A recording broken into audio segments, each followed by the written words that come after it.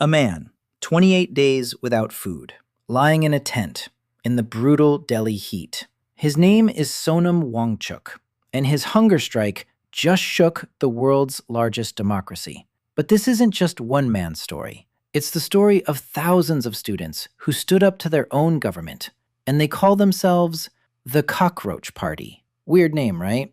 Wait till you hear why. May 2026. India's Chief Justice, think of him like their Chief Justice of the Supreme Court, was hearing a case. And on the record, he called unemployed young people cockroaches. That one word lit a fire. One activist took the insult and turned it into a movement. He built an online party around it, mocking the comment. It started as memes, jokes, internet trolling. But within weeks, the jokes turned into rage, and the rage hit the streets. Because underneath the meme, there was real pain. It's about India's national exam system. Imagine if the SAT was rigged, leaked before every test, over and over again. Millions of students' futures on the line, and some of them, crushed by the unfairness, took their own lives.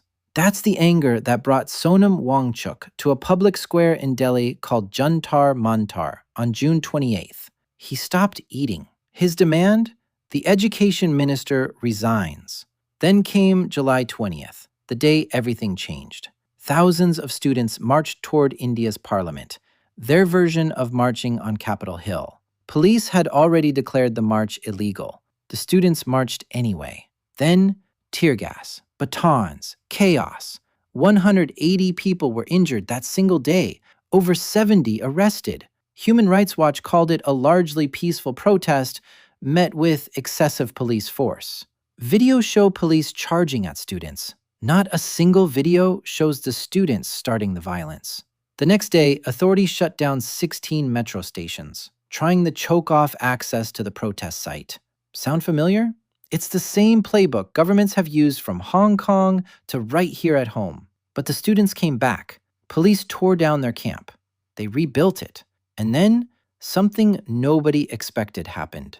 Prime Minister Modi himself had to address it publicly. He announced fast-track courts to deal with exam leak cases.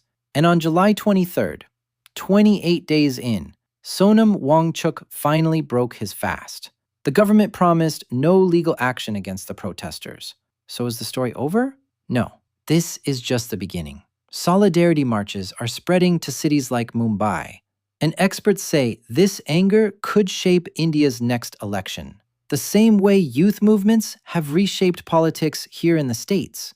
A movement that started as an insult is now the loudest political voice of India's Gen Z. So, do you think these students will win?